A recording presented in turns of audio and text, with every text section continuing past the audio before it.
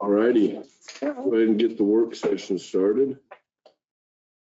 Like we got a couple of firefighters in here. Who wants to go first? We're going to talk about the fireworks resolution, the new law. Who wants to come first?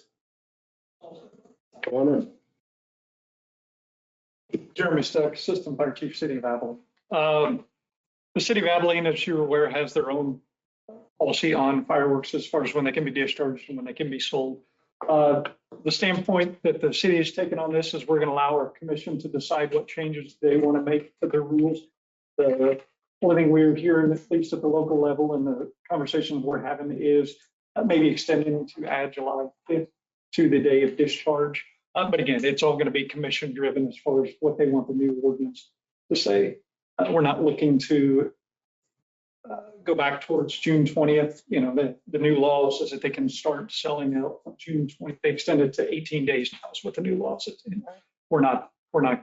We do not have any interest in doing any of that. So we're going beyond the 5th. Again, if the commission decides to do something else, it'll be up to them, but that's kind of the recommendations we're giving them. So when would start date be? It'll continue to start on June 30th, the way it currently is. And then we're looking this year to possibly add July 5th. To discharge. To discharge, yes. And then when would the first day they can discharge? Currently, it's the 1st through the 4th. There has not been any talk about going prior to the 1st as far as discharge goes. Speaking with some of the local fireworks retailers, they're happy with the way it is. They're not pushing for changes as far as the city is concerned. So we're planning on leaving it unless the commission decides otherwise, the 1st through the 4th, possibly the 5th. And talking with the state fire marshal's office a little bit more about it when they were in town last week doing some inspections, as far as the opening in the permanent locations, they don't anticipate smaller communities such as ours to have to be concerned with that. If somebody is interested in doing that, it all has to be handled through the state level, through the state fire marshal's office. We'll have minimal involvement with it, and the buildings are going to be treated, even if they come into an existing building, as if it's new construction. So fire sprinklers, state of the art, everything is going to have to be put in place to protect the citizens, protect the workers, protect the community as a whole. They're really going to be strict, holding people to the letter of the law on that.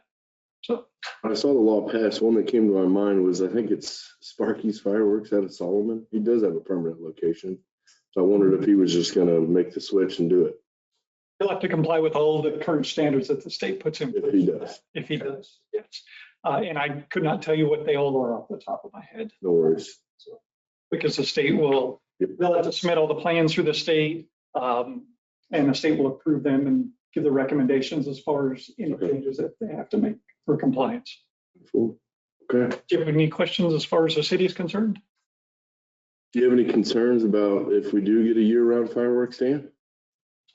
I do not personally. I'm all about generating tax revenue. That's how we all get paid. So I do not personally have any issues with it. I know from a veteran standpoint, not something I personally face with as a vet, but I know other veterans on the PTSD standpoint, there are some concerns about that, and there are valid concerns about that.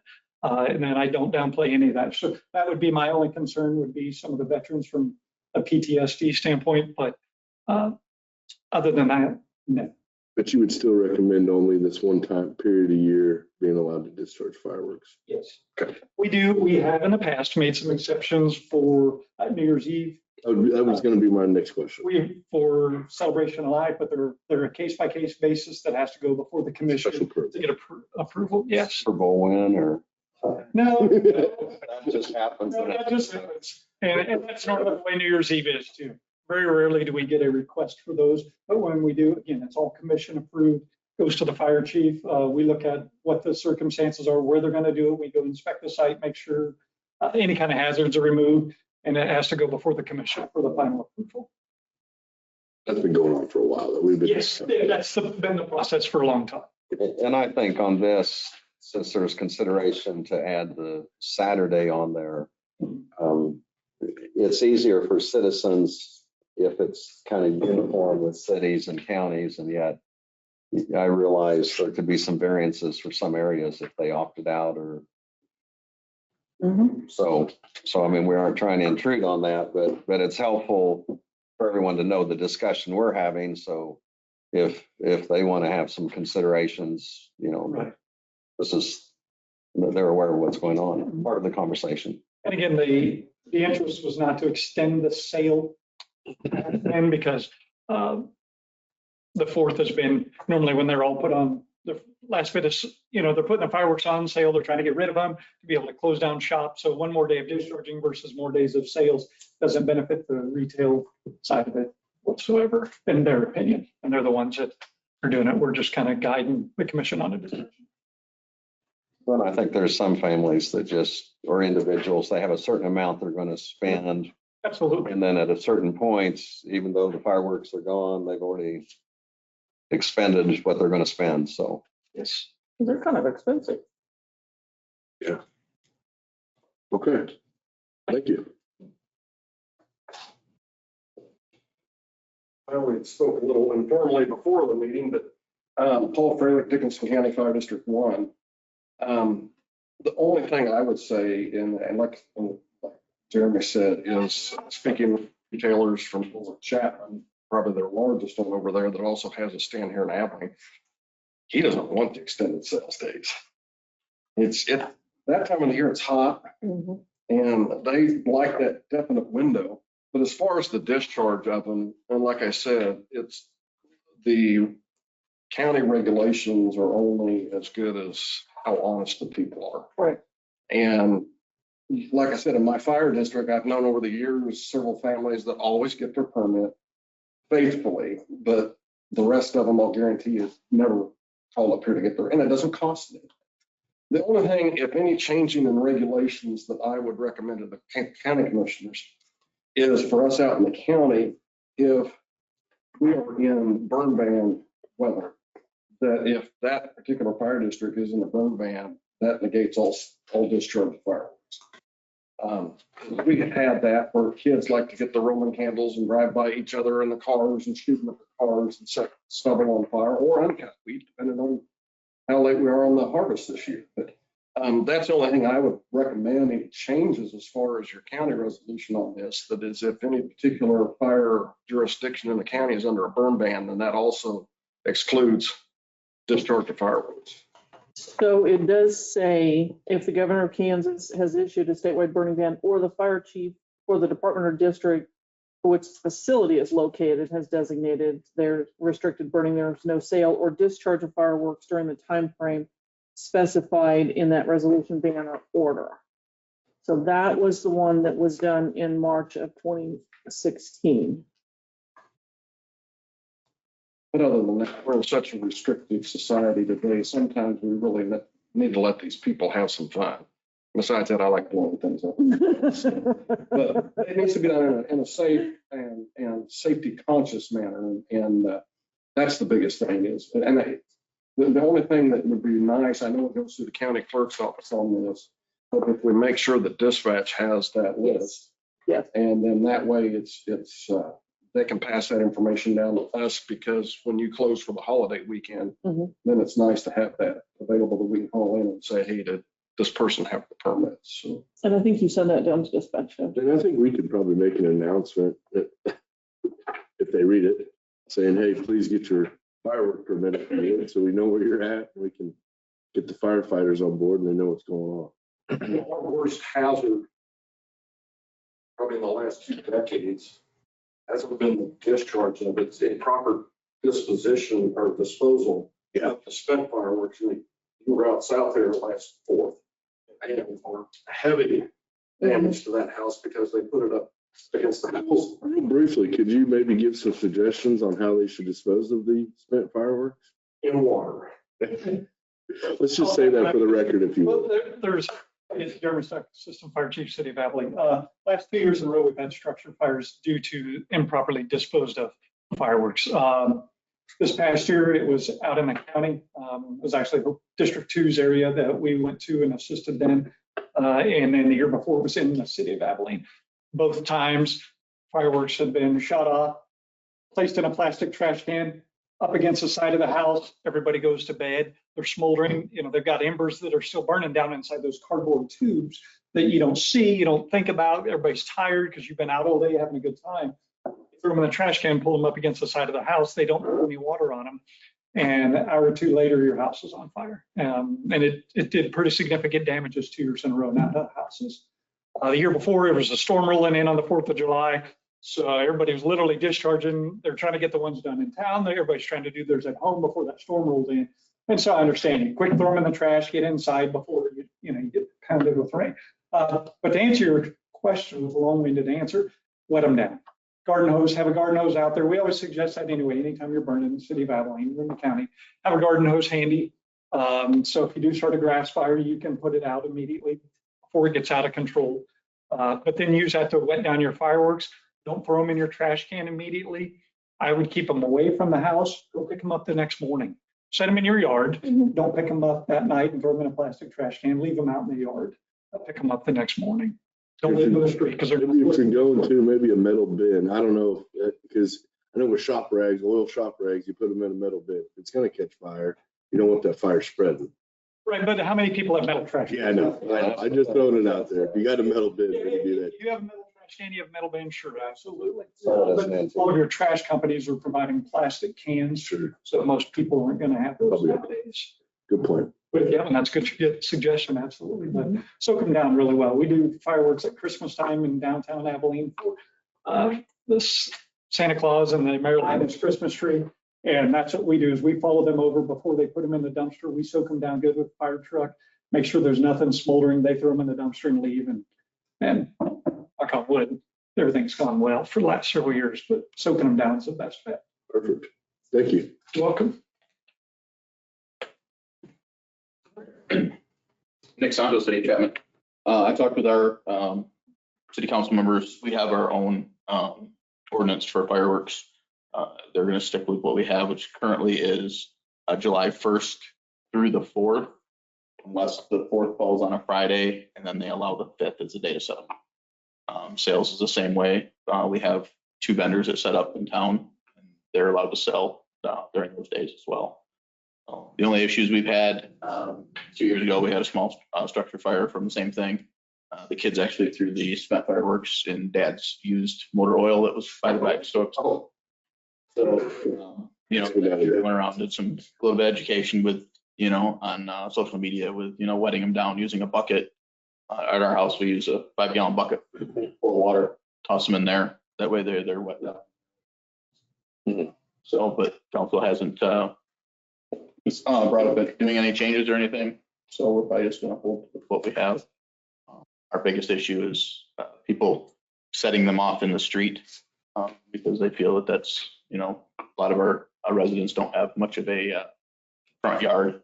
So they feel setting them off in the street is safer. But it's not, because we've had cars hit with fireworks and other things. So the one fire we had to actually stop because we were waiting for the fireworks display to finish before we could get to it because they were blocking the road. So Keep the roads clear for emergency vehicles, if you will. that's I thought that was kind of a given. but- Anyways, when they get 2 cars, we get cars parked on either side, it gets pretty narrow as well. So. Good thing to mention though. Well, and unfortunately, sometimes the fireworks that are supposed to go straight up They go right, they go left. kind of choose different directions. And I know I was gone for the 4th of July once and got back the next day, and there were some fireworks on the roof of the house from the neighbor. Was it a year previous to that, we had a fire inside a garage because of a firework up on Irish Hill had fallen over and shot into somebody's garage and started a little fire in the corner of their garage that they didn't realize that the garage door was open. So. All right, thank you. And I did hear from the Grant Fire Chief, and Andy is, he's comfortable with extending it to the 5th, if that's what the commission so desires. It is kind of in a situation where almost every year, every few years, it'll be revisited, probably because the closer it gets to a weekend and We such. could update the resolution to state something similar to how Chapman has handled theirs. If the 4th of July is on a Friday, then the sales and discharge would be extended to the 5th on Saturday. We could update the resolution to That'd be reflect my that. preference. That way, To cover this that. could kind of live for a Mhm. while. Right, right. I think we do that. Could we amend this resolution you provided here? I see down at the bottom is where the dates are. Yeah, and on the second page too, Oh, the second page as well, sorry. I guess I know. because that's the sale of it. So- See the first page, sorry. It's E1. And you know, if, I mean, I know a retailer perhaps wants to match the competition, but you know, if they choose to quit selling July 4th or July 3rd, or, I mean, whenever they want to shut down, that really is their prerogative. Mhm, mhm. But I think it is kind of a marathon event Mhm. that you see them setting those tents up in advance and all the work of inventory and keeping things properly, storage and security throughout the night and so on. I mean, it's not an easy task. I mean, they reap rewards, but they put a lot into that window. I can amend it and we can put it on the agenda for next week. That'd be fine. Okay. So something like D1 would read, and I'm summarizing here, dates of June 27th. And, or it should say through, should it not? Through July 4th, Mhm. unless July 4th falls on a Friday, Right. then the 5th will be, I don't know how you want to word that. Right. I don't know how to word that, to be honest. I'll talk And same with E1. and even one, right? Yeah. So you had a lot of citizens complain last year because the fourth landed on a Thursday in the middle of the week when everybody's working and then they discharge on Friday. They wouldn't allow it. Thursday, maybe. I'm just saying. You might, So they wanted to discharge it on Thursday. well, Thursday was the fourth last year. Right. And they wanted to wait till the weekend to do it, because it's in the middle of the work week. I don't think it'd be any I other. think they did it anyways, but So that's only on a leap year then. That would only have to be. it just depends on how it lands. So that did happen. That did happen last year. Last year I was think it was that someone had Last year's a leap. wanted to know if it could be amended. But it For the year. was like a week and a half before Mhm. they're ready to roll, or a week. And basically kind of said, you know, we already invited people to our party and we're, Maybe My not put intention it- is to make it timeless. So Right. if we need to, if we're open to including Thursday being, include Saturday as well, I'm fine. Would you guys be fine with that? I don't have any problem with it. If fall on a Thursday, we could allow them to shut off till Saturday, basically. I agree with that. We all got work. We want to have fun on the weekend. yeah. And then does that change the limit on when they sell it, or? No, because we sale can is- sell it at 27. Yeah, the June 27th through July 4th or 5th, depending on, right. We'll change that. Yeah.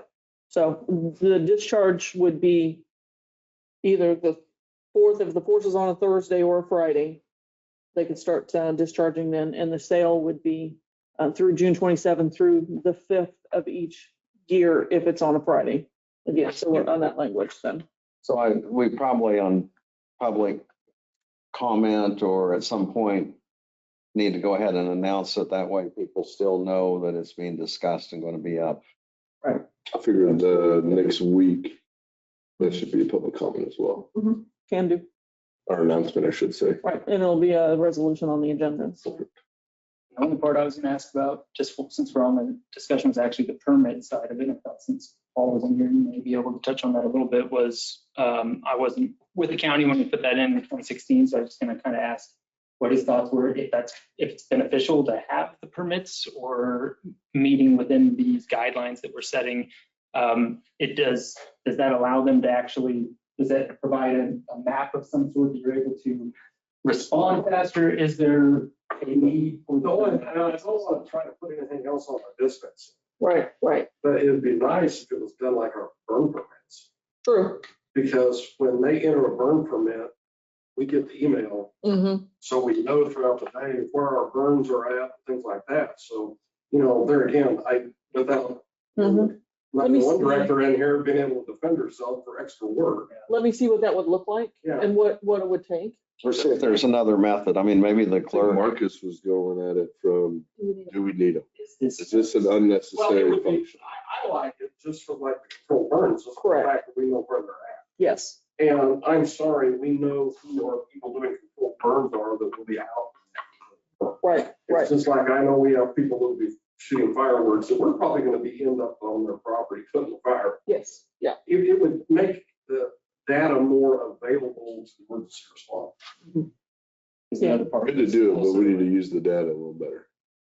Yeah, if we're gonna have it, if there's the capabilities of that, and maybe that's talking with Emily and seeing what that is, because I was also gonna ask, which we don't have law enforcement in here today, but to ask about the enforcement, like, has this been They were something that's been invited. enforced since 2016?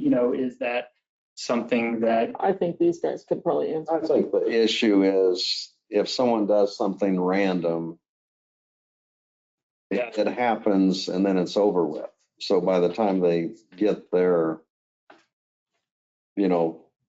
I mean, probably all the information they could get is it happened a block away or it happened this direction. And I think more of the concern is just the overall safety, or if it's especially a large gathering.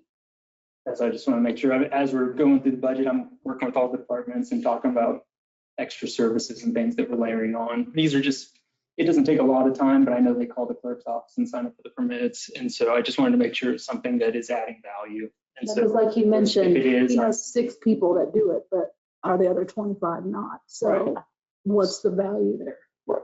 If they're not coming in to get it. I see both sides. there's no charge for that either. So it takes just a few minutes to identify, and yeah. So I think it's just helpful information. It certainly helps with the response, that's for sure. I think wanted Nick's to make got sure a there's something. comment on it.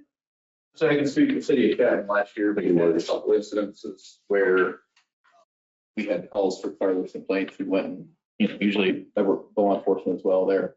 We went and spoke with them and said, hey, you're outside the ordinance. You stop doing this. Of course, with Liquid Courage and everything else on board, we ended up back there because they're doing the same thing again. And I think last year, City of Chapman wrote 3 citations for fireworks ordinance violations. Simply shooting off in the roadway.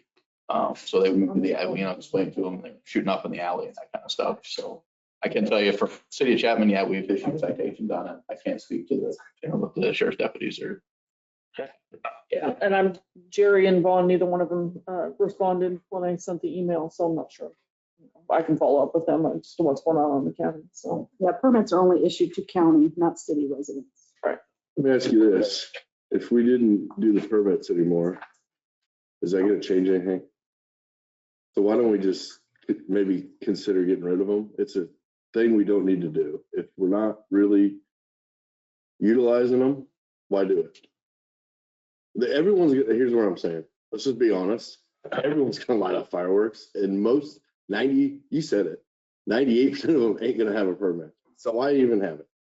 I noticed, I think Celine or maybe Geary, I don't remember who it was, they basically say no permit required, but you have to stay within these rules. So basically, everyone has a permit during this rule. For the general consumer, that would be fine. But they're gonna shoot a show. Right, totally. That I agree with. So Yeah. I think maybe we could regulate a certain size mortar. Yeah, if you're gonna be shooting off, anything larger than this, then yeah, but for the consumer grade, I don't see an issue with And it. I think 1.5 inches is about the largest you're gonna get your hands on in a stand. Unless you're getting 3 inches. I don't know where you're getting it, but Because they can't sell, they have a restriction on what they can sell. Tell me- So, tell me where you're getting it, but let me know if you would. issue those. So the way most commercial state farm is they have to be Class C consumer requirement. Exactly.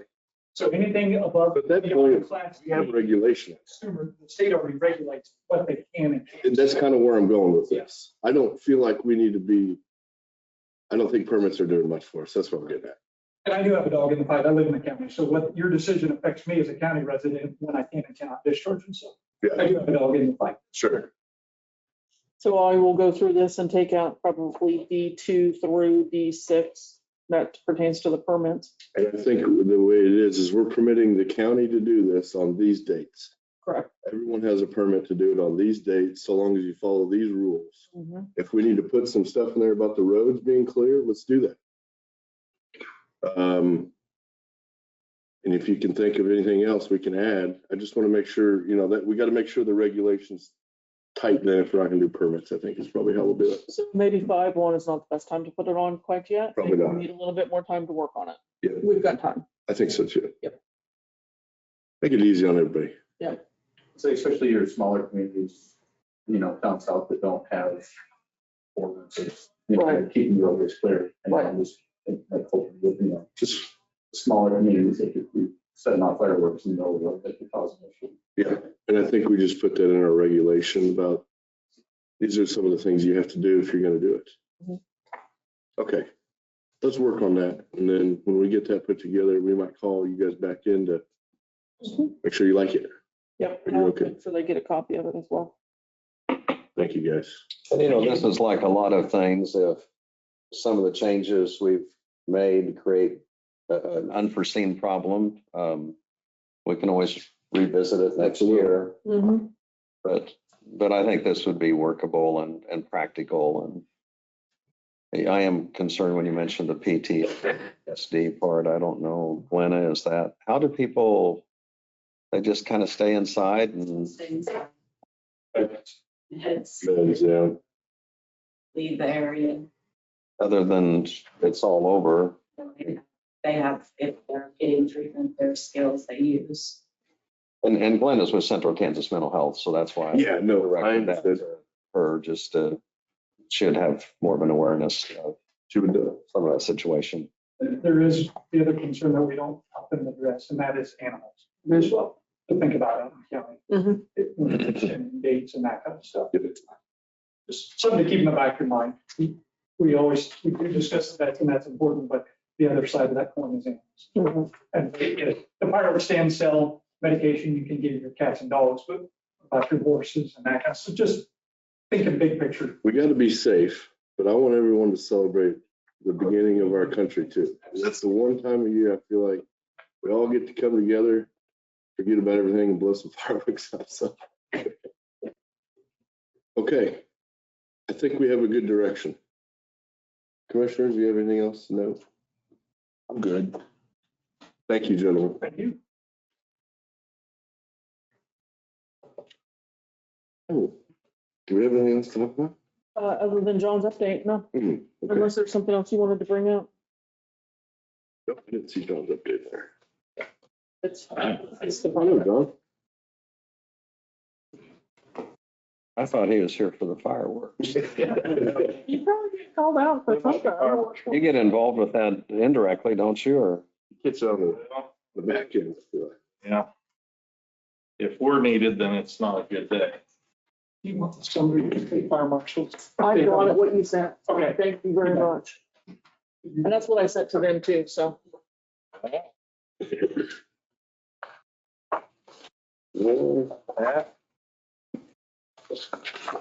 Thanks, sir. Yep.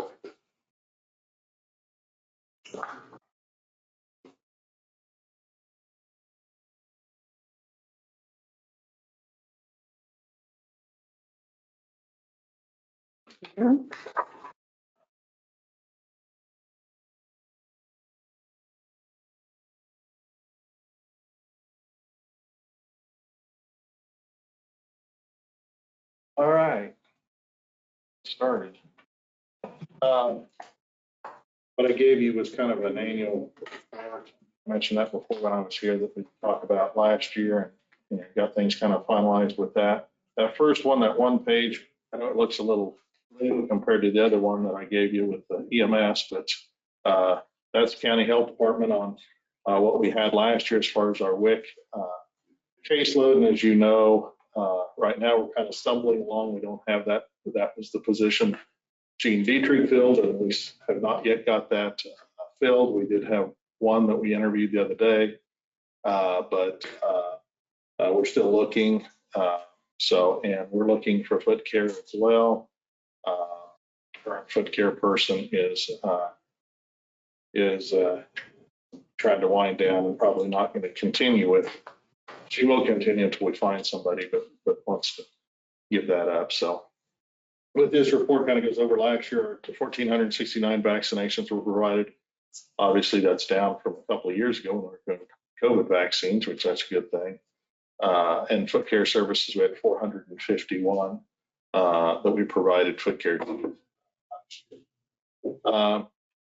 Rabies investigation, we always get those, and sometimes we have to follow up with the vet. Sometimes we have to even go as far as to making sure the animal gets picked up, or in a bad case, if the bat is deceased, then we need to get it to K-State, get it tested. And so that sometimes turns into a big deal. Most of the time, however, it just turns into keeping the pet at home. We no longer require that they're kept in the vet clinic. As you remember, several years ago, we got stuck with the vet bill on a lot of those cases. So we work with the sheriff's office on those suspected dog bites and have them go by and check to make sure they're pinned up and separated from their other animals, and that they're watched for the duration of that. And then the other communicable disease cases we listed there at the bottom as well. And I see that we did have one bat positive for rabies as well. That was a bite. So that person ended up going through the whole sequence of vaccination. Is there any questions on the health department side? An update to date on that, rather than what we did last year, is again, we're still looking for those 2 positions. Probably the biggest things we have at the health department. And we don't have any information, or very limited information, on the federal funding that comes in place for one of the grants yet as to what that could possibly look like. So yeah, the grants, we won't know yet until we know what we submitted, but we won't know until they authorize them, tell us that that's what they're going to give us. So The bat that was positive with rabies, now it said it was handled by a young man, or 12 or teenage, whatever. So he wasn't necessarily bit or scratched. He just. I believe it was a bite. Okay. Excuse me, John. But we had it tested and it was positive. So The fact someone picks one up and puts it in their trash isn't necessarily. that's not a true exposure. Maybe not a good idea, but. Yeah, if now they rule it, if you wake up and there's a bat in your bedroom, we take it as being bit. because you don't know. Being bit because you don't know. So that's how we treat it. If you wake up and finally in your bedroom or sleeping, then they treat it as a bite, because they're so small and you don't know whether they got bit or not. So Wow. Very cautionary. yeah. We'll move on to the annual report for EMS, and we got a lot of information. It's handout. We do talk about professional development on that first page, and that's really what our people have gone through in the last year as far as promotions, and so some of them start out as an EMT and then they go on and become an AEMT, or they go on and become a paramedic. Danny was an advanced EMT, and now he's in medical school, and actually is waiting today. He'll probably get notice that he's a paramedic. So he has moved up and gotten that. He's in this morning and told me that he passed his test, and it should be showing up so he's waiting for that to show up. So we have several that have gone and taught classes, helped teach classes that are outside of what we do. They're teaching for community colleges, and which is always good, because that helps steer students back this way. We have some that have taught for Salina Tech, and have some that currently teach some on their days off for the Barton County Community College over at Junction City. And we see those students. So students, then they direct them here to do their ride time. And we've got several employees from that. So it's a good feeding coming into our system and having students come through it. And then if we're looking for someone in the future and they become certifiable, it's a good fit, because they know what to expect that works. So And then we talk about the community paramedics and our three EMS community paramedics. Paramedics have gone through the training for that. So that training and education, this is what we do on training our own people that we've done in 24, cardiac arrest, advanced airway, mass casualty operations, pharmacology. That's kind of standard stuff we do every year that we do training. We do have annual or monthly meetings rather, and we do always incorporate a training component after the meeting so that we keep everybody up on those things, as well as awarding CE hours because they have to have a continuing education hours to keep their certification. We don't provide all the hours they need, but we provide a lot of them are specific to what we feel they need to help our service. So we provide those. On the next page is community outreach programs that we teach, and this is going out in the community and teaching actual programs. And we do Stop the Bleed, we do car seat installation, Safe Kids. So we do get donated car seats, and we have people come in. We'll get calls in, and several of our people are car seat technicians. So they will stop by on an evening, they'll stop by on a weekend. It's kind of nice if it's cold or raining out, we can pull a truck out of the bay and have somebody pull their car in there and do a car seat installation there. If they don't have one, we can hopefully provide one from the Safe Kids that give us car seats. Letter of Life, we do that. That's the thing you stick on the front of your refrigerator and with your medical information. And should we go out there and you put the little sticker on your window or your door of your house, and we go in, we know you have one, and we can take that envelope with all of your pertinent medical history and what you take as far as medications, and we take it to the hospital with you, and we give it to the hospital so they know exactly what you're taking, and then we make sure the hospital gets it back to them and they take it back home. So we provide those for the people free. They get a little magnetic data chip type clasp, and they can hang it up on the refrigerator. And it's we've done it for quite a few years, and it works well. Hands only CPR, we teach that. Of course, we incorporate some food drives in there that I think we've talked about before. And these are community outreach. This is just last year what we did as far as community outreach and going to schools, doing job fairs, whatever through each quarter. So we do incorporate a lot of stuff in that. Actually, we spent most of yesterday down at the high school job fair. So handing out information on EMS, and hopefully somebody will use that as a career. Operational review, most common, this is where it gets in the kind of the data on our calls. Most common dispatch is falls, sick people, traffic accidents, and breathing problems. You can see the number of responses by the city. We had a total of 2,337 responses last year, 232 transfers, and 2,099 911 requests. Abilene obviously has the most calls, 1,308. Harrington was at 429. Others out in the county at 250. Chapman and Solomon, you see the numbers there. Day of the week, you can see there as far as, and that varies from year to year. It's no really rhyme or reason with that, but they're pretty close to being even on what day of the week that we get called out. Number of responses, 79% of the calls happened out of our station here in Abilene, and 21% comes out of the Harrington station. And time of day, you can see the busiest time of day is in the evening when people go home from 1700 to midnight. That's when we received the most calls last year. So, but overall, they're pretty even as far as the time. Obviously, the morning with this has been is slow, but after midnight picks up. So, number of patients, there shows your male versus female, and age distribution. Obviously, the 60 and above is our highest percentage of patients that we see. And there's a 24 and a 23 and a 22, so you can kind of see the number of calls and the breakdown of or number of patients and the breakdown of what those patients were going through there as well. And then as far as their male-female status. Chief complaints is on the next page. This goes down through the percentage. It's the number of calls that we have for all those different things. So not going to certainly try to go through all of those, but falls is probably our biggest chief complaint, 19%.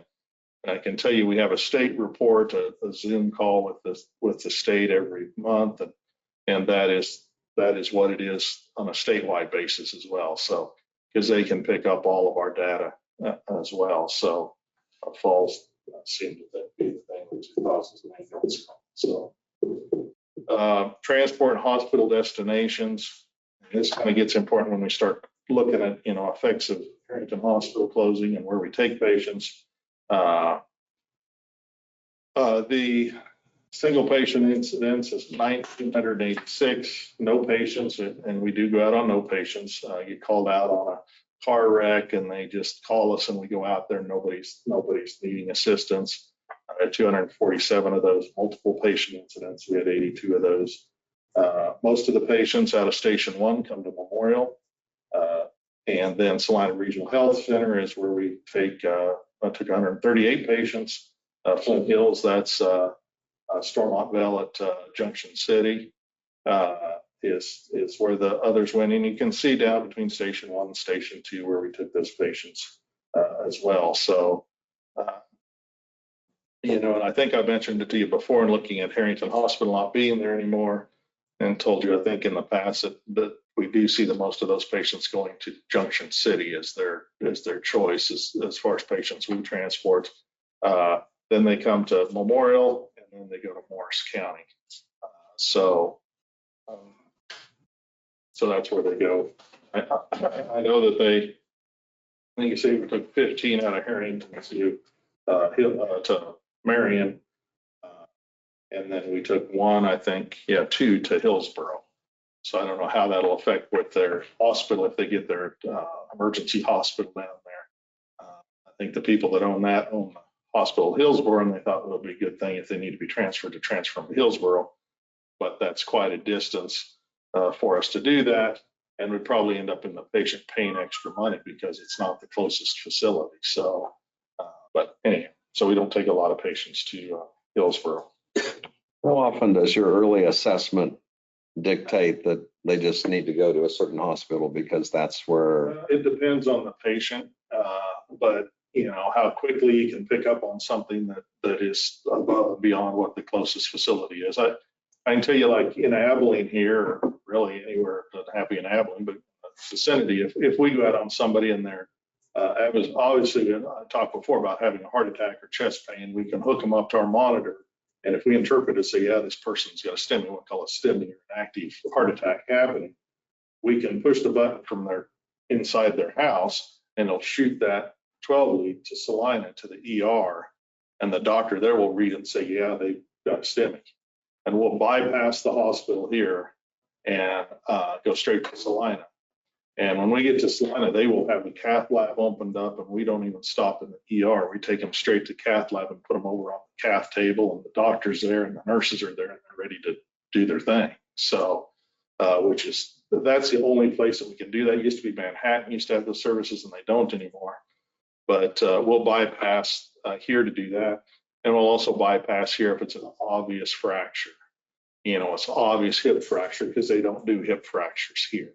So we could stop here, but if the leg's shortened and rotated and it's an obvious hip fracture, we'll if they want to go here, we'll take them here. But typically what happens is they take them and we take them and put them on the ER cart, and then they wheel them to X-ray, take them off of there and put them on the X-ray table, take them off of there, put them back on the ER cart, put them out in the ER, and then they call us. We come in and we put them back on the.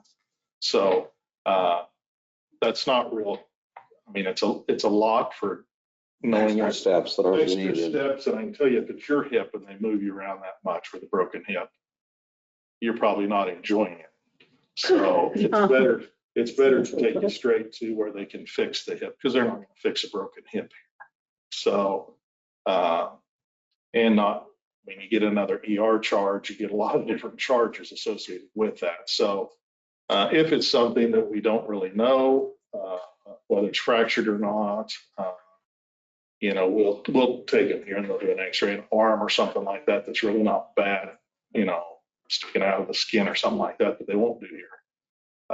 We'll take them here and then may have to transfer them, maybe not. You know, if it's an arm or hand, they can sometimes go by car, their spouse or whoever can, you know, they'll put a sling on them and take them out to slide by car. But, so anyway, that's how we determine.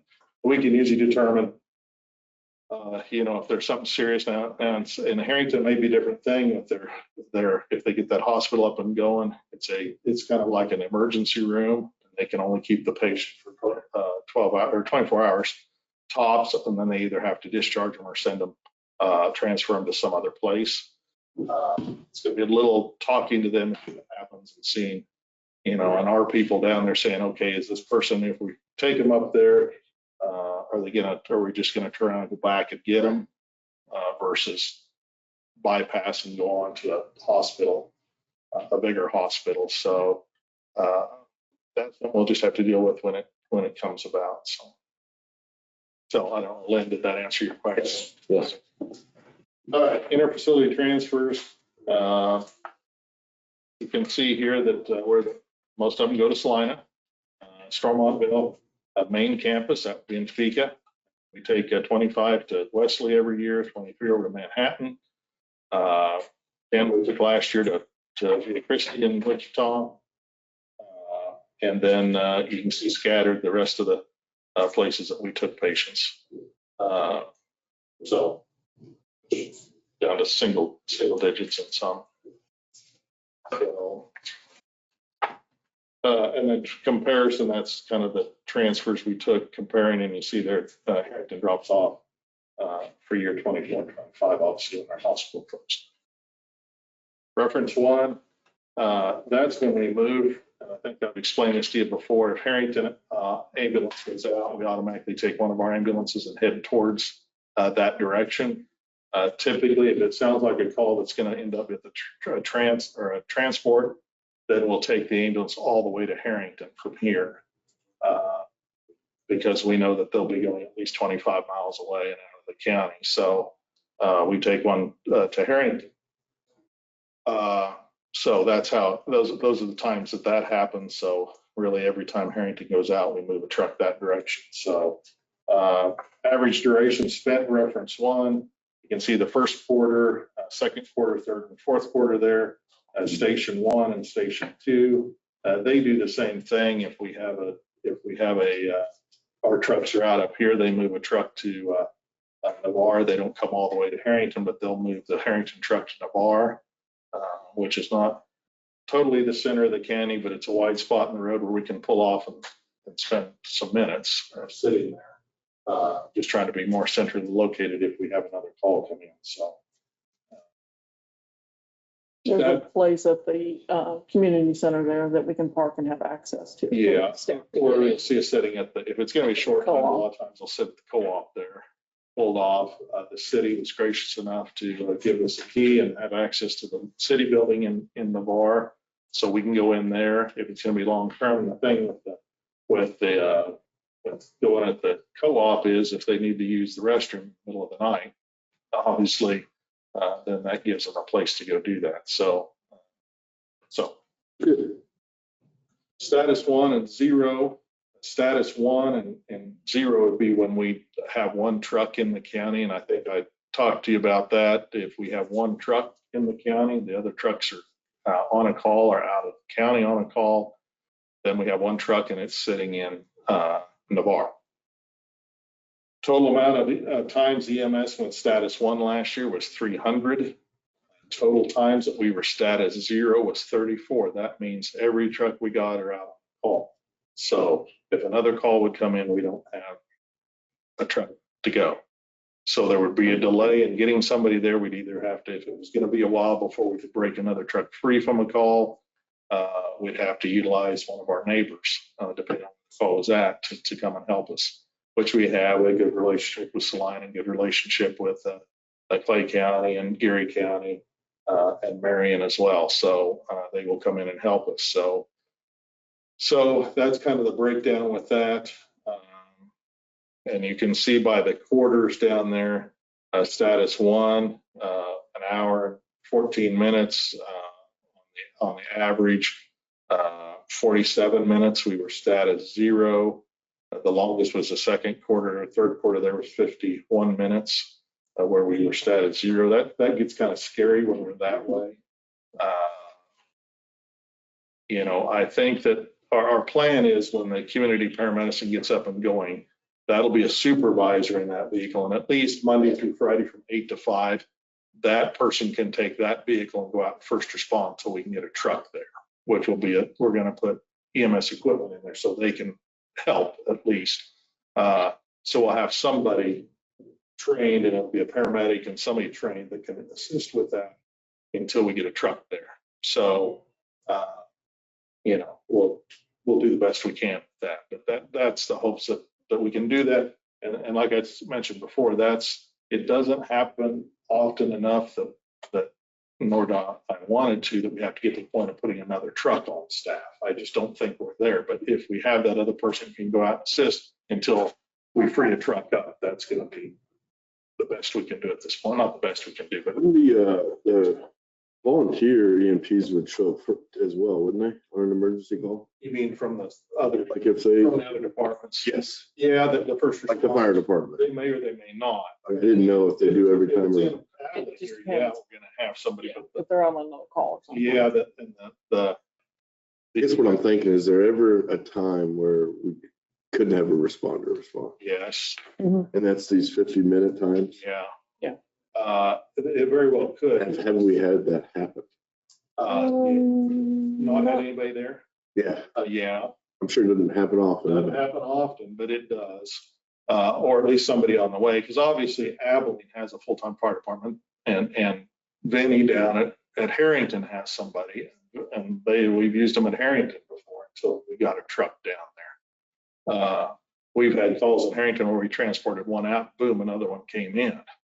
And our truck is just leaving here headed that way. So that's a jaunt down. What does it take us to respond to a call from here to Harrington? Oh, it'll take us The 35-minute drive in a car. 5 minutes. Yeah, I figured There's that a we lot might go a little fast. There's a lot of this going to Harrington, there's a lot of There's not a direct. turning and stuff, so it's not a straight shot. So, with lights and siren, you can make it a little better than driving normal, but not a lot. Shave 5 minutes off maybe or so. But Become a vehicle and move so fast. yeah, it does take us time to get there. But Vinny's pretty good. He's got a pretty good first responder group down there, so that helps out. But everybody's, and that's where the public's going to come up and they're going to say, when's that ambulance going to be here? When's it going to be here? And, you can only, first responders help out, do so much and hold somebody's hand so long when they want the ambulance there. Well, and unfortunately, drivers with distractions or radios and things like that, you'll observe that sometimes. Emergency vehicle comes along and people just kind of keep driving like they're normally driving. And Yeah, and we've got an air horn and stuff like that. And, when we teach emergency driving, as far as scanning the road, looking in front of you, and you generally tell if somebody hears or sees you because they'll hit their brake lights. So you can anticipate you think that they heard you. But I've been out on the truck before and I had a truck that didn't see us, and you need to slow down and be a distance behind until you see what they're going to do, because you never know. I had somebody take a ditch one time in a flatbed pickup truck and had his spare tire and all on the back, and he had to drive into a field. And I thought he was going to wreck. He just, boom, he seen us and off the road he went, and 50 miles an hour. And so you never know what people are going to do. And so that's the most dangerous part. You think they're going to pull over and stop, and they then turn out see and turn the other when you're trying to pass them. So knock on wood, we've not had an accident for a long while. We did have one in Salina years ago at an intersection in Salina with a school bus, which the school bus was empty. but we did have one out there. That's why I'm on top of it. But yeah, it's emergency driving. It takes, and we do have emergency driving classes that they go through every single year that they practice at. But you just never know what the other driver's going to do, and if they hear you, see you, that sort of thing. So that's the most dangerous. And then that last page just deals with the times that we're status 1 and 0, and it's something that we got to try to manage and look at. But at this point, I think that's how we're going to deal with it. And we do again have first responders that can assist, but we certainly try to get a truck there as quickly as we can. So other than that, as far as what's going on, again, we've still got health department looking for a nurse and a foot care person to continue with that. And that's wise. We did make an offer to the position person with our current position, which I think pending his testing, I think we're going to have that filled. We did have a couple PRN people that resigned. They just didn't have the time. One was a Manhattan EMS person from Manhattan, and decided they were needing him more up there in his full-time job, and so he resigned. And then we had another one that resigned as well. But we do have some people that are interested in PRN positions, so we'll get a couple more taken on in PRN positions. So that's kind of where we're at. The truck, we don't have the MIH truck. It's scheduled to go one place to get the decals, and it's going the other. I guess decals this direction, Manhattan, going down to Wichita for to do the rest of it. So How do you think that would be ready? the guy in Manhattan with the decals, I think he told me the first week of May he could do those, and that'll be a couple-day thing. And then down at Wichita, he told me last week it'd be 30 days before he could take it. So it's going to be In June sometime. It'll be June sometime before we get it up and going. We've not ordered all the equipment, the disposable type stuff to put in it yet. Do that probably in the next month. Does your staff need, whoever's gonna do that, they need additional training too, or just asking to be They curious? already had additional training. They've already had Yeah, it? that was part of the grant that we got. Okay. Additional training. There'll be some testing going on with that yet, but there'll be some additional stuff. We did, Additional certification needed to run the program? yeah, there is additional certification and it's optional at this time, but I would like them to get that. Just so we had it. And it's a national certification. Good idea. And we're doing some ride time. We're lining them up to do some ride time over in Missouri. We're in, it's Blue Springs or something. It's over, a fire department does community paramedics, and they actually teach a community paramedic program. And I talked to them, and they're willing to have our guys come up and do a day of ride with their community paramedics. It's over east of the football stadium in Kansas City. Okay. So they'll each send in two at a time. So two of them will go and they can take two at a time, different trucks and do that. So, and we may look at other places if they like it, see if they can find out another day to go ride with them. MedAc's doing it in Kansas City as well. And they weren't quite ready for riders yet. They just started this last year, but this other place is really willing to work with us, and I think it'll get them good experience. So yeah, so I'm anxious to get it up and going, and I know we had our thing yesterday at the community health assessment, and they were asking about the hospital was about when we're going to get up and going here, and you know, they're ready to send us patients, and I know they are at Junction as well. So, but we want to make sure that we're doing it Is right. dialysis something that this community paramedics would be able to administer? What's that? Dialysis? No, we can't do dialysis. Because that's obviously I've been a part of that a little bit recently, but man, that's kind of an operation for somebody going to the hospital. I wonder if we could ever get to the point at home dialysis We'll probably administration. get to that.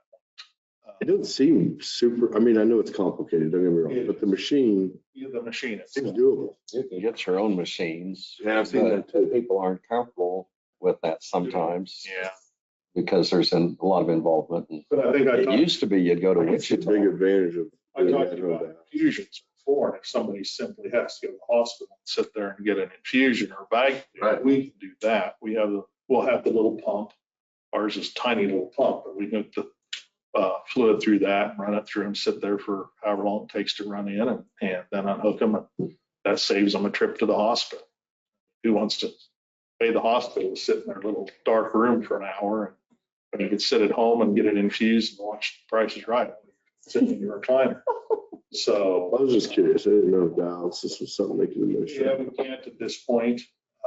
And it's something we didn't include in this and we may look at in the future is doing, we can do simple blood work from the site. There are machines that will do that where we can do, put it in the machine and it'll tell you, give you a full lab report of that. But it's kind of pricey. Those machines are 20 grand. But it may be something and we can charge for that. If we did that, we could charge for it. Now, the way it is now, we're going to have to just put it in a tube and drive it up to the hospital and they will run it. And they, of course, then will charge for it. So that may be something that the biggest side of that is we have to have a different license that we have currently at the health department. We got to put a waived CLIA waiver and you got to have a full one. And they tell us it takes about a year to get all that authorization for that.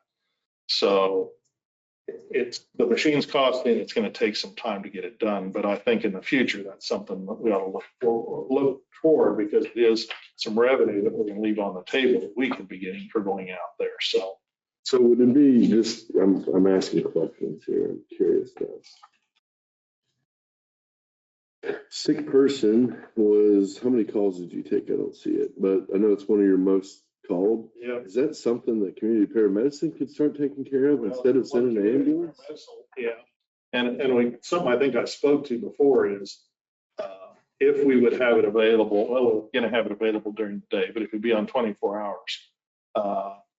Yeah. What they could do is we can tag a CP patient in dispatch and we get a 911 call. That's exactly where I was going to ask you. Yeah, they will see that it's a CP patient and they then would dispatch our CP out with the ambulance. How many times, and I know you don't mean to do this if they think they're dying, but the flu.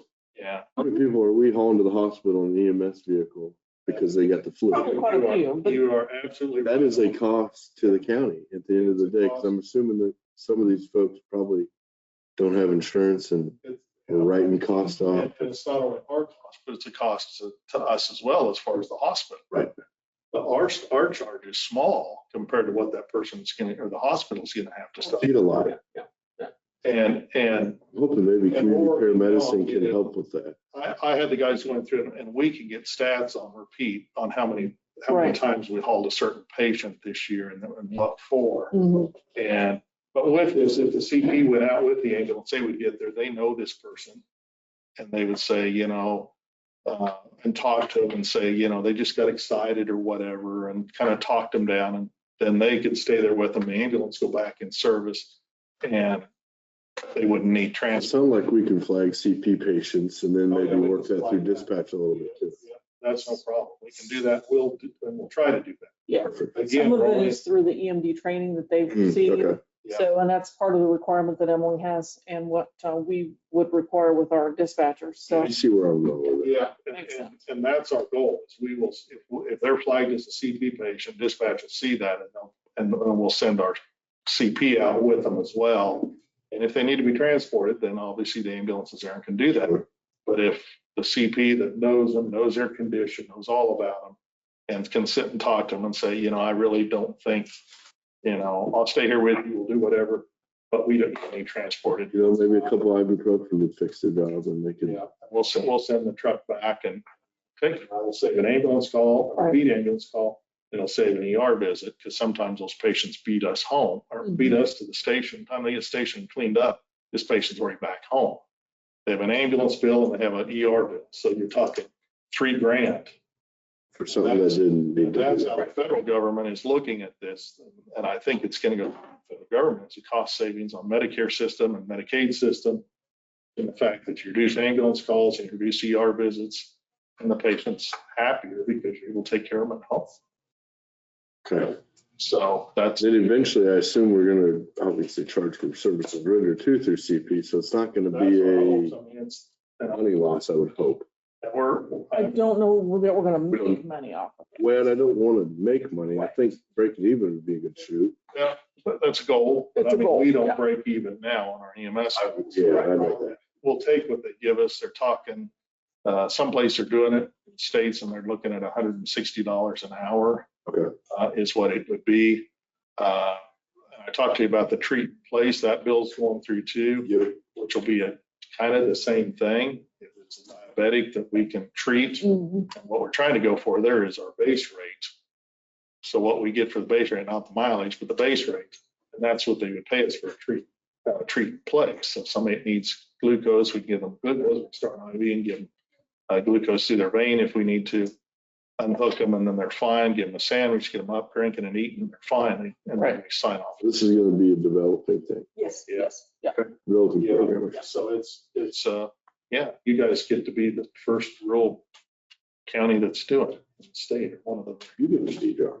Well, I'm not gonna take Just this. approve your budget. You're the one running You guys are the one that have to sign off. it. That's true. So, I'm hoping that we get it up and going, the KEMSA conference, the EMS conference is in Manhattan this year in August. And I'm hoping that we have our truck done and we can put it up there and our guys will see some patients and get some good PR out of it.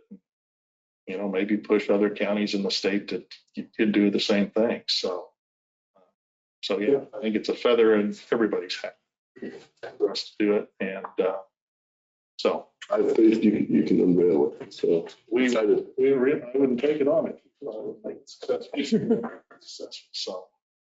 John, quick question for you. You see advertised often those apparatuses for dislodging food and milking victims. If you buy a dozen of them, you get a free yo-yo or something. Should homeowners have those? Not a bad idea. To work? New thing, that's all I know about them is what the TV says. You see them a lot, and I wanted to ask you many times about it. If they're, Jealous, I didn't think of that. well, yeah. It's just a pretty basic thing. Sure. The daycare providers. Yeah, daycare providers ought to have them. Because I had a case like that happen here at the Mexican restaurant a couple of years ago where a fellow was choking and then took care of it, but it broke his ribs all to pieces. So, Yeah. but anyway, another question for you, John, on your emergency vehicles when you're out on a run. This happened to me a couple of weeks ago on Highway 15, approximately 8 o'clock in the evening. I seen the lights come on the vehicle. Obviously, it was an emergency, and they were really in pretty good pursuit. Or I say pursuit, they didn't pursue anybody. They were going pretty fast. I pulled over the side of the road like you're supposed to, emergency flashers on. It was by me, boom. I said, well, it must have been a bad accident or somebody's in dire need of help. And then when I made my left turn to go east, I stopped, I went through Navarre, and there was a vehicle sitting there. So I didn't know if that was a common practice that they're in a hurry to go to that site, or was that training? But the vehicle was traveling at very excessive speed. Our vehicle. Yeah. And I thought, well, maybe it's a training aid they're doing. No, they wouldn't have been done training. It would have been going to a call. Well, but this call was just sitting at the parking at the Navarre Co-op. As I went by and I looked, and I thought, well, why was that an emergency? Give me the date. I can follow I'll look it up again. It was either Tuesday, Wednesday at 8 o'clock in the evening, on Highway 15 going south. And it was going parked at the end of our co-op. And I don't. And I'm not here to whine and bellyache. The incident was, it could have been, they got called on a call and then canceled. If they wanted the Navarre Co-op, it could have been one of the other trucks. They were gonna have to respond and the other truck closer became available, so they slowed it down. It's a hilly road going east there. Absolutely. It's narrow, and I just thought, well, Yeah. I want to say so. And that's, Yeah, give me a date. I'll get it. yeah, I sure will. And if you're in need or waiting or have someone waiting, it's like hurry up and get there. So, Yeah, I mean, I'm sure there is some sort of a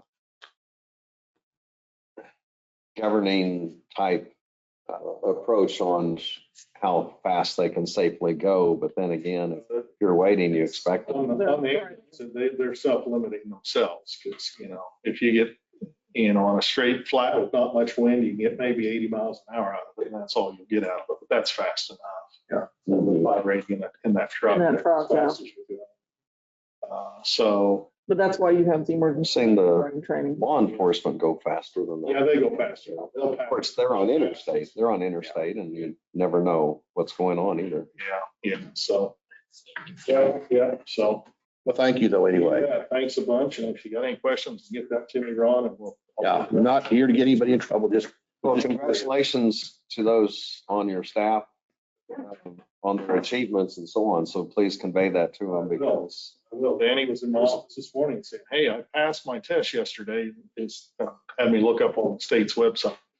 It had him that he passed the national test, which is what they have to take. The state hadn't processed it to be state certified yet, which it's not. It's just, but we can't do it until he's officially state certified, so he can't. Oh, we can have them in during one of the regular meetings and then some. Yeah, I mean, that's a big thing. They work hard for that and you know, we push them to go as far as they want to go. Mhm. So that only helps the citizens of our county. So. Yeah. Okay. Thank Thanks, you. John. John, you said that you have to borrow sometimes ambulances from other counties. No, we don't borrow them. They come in and respond in them. Does that happen quite often? Not a lot, once or twice a year, where it would happen the most is if we didn't have any trucks available, for the truck was at Harrington that was available, and was in Solomon, Oh, I see. we're gonna call Solomon. and then, Yeah. Quicker response. Is there other counties utilizing us because they don't have enough Yeah. ambulances? It's all, we all do that. Tomorrow's going. Yeah, I just didn't know. Yeah, we'll go into Saline County if they need us, we'll go into Geary County. No, that was it. We can get to Clay County, some north. What I can't figure out is how to get this one to actually turn off. That's nice. It doesn't show me anything. Well, that's just I weird. just look, it's just. I know, yeah. Thursday. I was wondering like. Let me, you know, if they were way far away, some kind of was close. This one's good to see who's online too. Yeah, yeah, Dickinson. Worse. They now added. This is weird. Yeah, I thought so too. Worse. Out to the- Harrington I just didn't do that. County line, Mhm. and their ambulances at Grove. That means all our IT, that the monitors are blank. But they added So I thought another I crew, and they told told us, Ticket we about think that. we can take care of our county. Well, their trucks are still, It'd be nice, I just want to have it so I can, so Hey, everybody. we let them handle it. all the emails we get. They told us to go to this Recently. can, we will. We got other stuff going on, we'll tell them we can't make. And that's, well, so many of them are magazines or Yeah, I know, most of these are. Bases is right there. Gallagher. So it's just east of us, or in Morris County. Yeah, yeah. Come up and. So, Other Just whoever's closer, like quicker, faster response. right. They call us. I was glad to hear that. I figured, but I didn't see them. They call us sometimes out to the airport. Tyler. So when I That's put them the on, I took the plugs, Injuries and stuff like that. but it's still not coming up, so it's Yeah, weird. honey, It's not type of- It's like the start menu's up there, but the screen is blank. Holocaust Remembrance Day. All right. Have a good day. Thank you, John. So the one right in front, I think we need to have you for a Rotary program again. from, We will do that when we get. and to then City that Hall. tablet that you brought up too, Okay. Community paramedic stuff. I want to wait to get it all up and those are just, going. But I think some of that general information would be good for some of the civic, just for You love- PR, but also, will you be able to see it? just helpful safety Right. See, procedures. I'm glad I called. Yep. I can give you advice. Available anytime, I guess. Okay. See ya. Thanks, John. Justin's gonna try to remote in and see what he can do. Perfect, thank you. Greatly appreciate that. You should be good.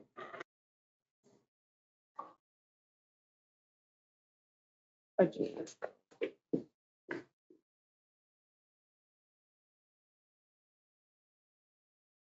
So my sales tax payment to the counties, to the states. Yeah, Everybody in the county did that and we got paid here in 2 months. You guys see a number pop up on your screens? Nope. I do see it on Jennifer's and on mine.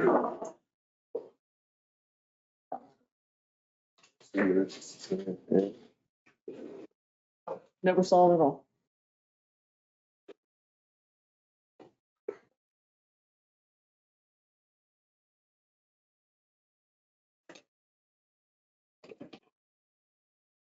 Not online. Did that change anything on yours? Nope. Did on mine? Nope, now you put mine back. Yeah, it's, I can tell the app's open. It's just not displaying it on whatever display this happens to You be. can tell that the app's open, but it's just not displaying on. The desktop isn't extending or something. You can see like who's on. Yep, they see the go-to meeting on the screens, yeah. Mhm. Yep, but they're not seeing anything, it's blank. My dad had never told me this until I was really late in age, but you know, then it was to hold the Roman candles and shoot them, and they were a little bit more powerful, I think, back in the day. Yeah. But he had one go off in his hand. And I guess it was swollen up, and he couldn't hardly move it, he couldn't, for typing, you know, and stuff like Oh, that. gotcha, I see. He was about ready to go to the doctor, and doctor found him that when he woke up, he just started his one movement. And everything. It's saying, burns it off. Okay, awesome, thank you. And I had an uncle, depending on the harvest, but he would always get in there, plow the borders on his field and so on, and he had this little tiny patch close to the road, close to interstate. Thank you. And he'd always go out there at midnight, light that thing on fire, and burn his stubble. Kind of a 4th of July type thing. And he'd tell him he was going to do it, so they then send the fire trucks out. It was a very controlled burn, but it was just kind of his thing. Do like that, you know, Europe does fireworks too, but they do it New Year's. The big thing for them. They don't do them like we do on 4th of July. Yeah. They light them off on New Year's as people, like individuals. Wow. That's their tradition, so. Which I know we kind of, cities are doing that now a little bit. They do. Well, there's always special celebrations, and you know, at the Royals games, they always sometimes have a fireworks night that isn't necessarily on July 4th, I don't think, but and then, you know, the football games, part of the pregame thing, even at K-State, they shoot off.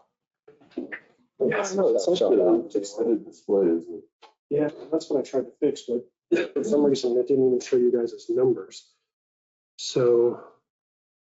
Like I know I'm on your display, but I can't, And not mirroring. that's what I was. Oh, no more. On the screen. Much. Um, They had stuff like this at the convention, you know. Yeah, that's what Julius, Julius just monitored it. I think so. It's plugged in. They are, they're just literally Where we- on the screen, That's what I thought too. which tells me that maybe the splitter isn't working appropriately, because it's basically a splitter sent to those. I see. So, If we can't get it today, that's what it is, but you get a full minute. Make it work. yeah, no pressure.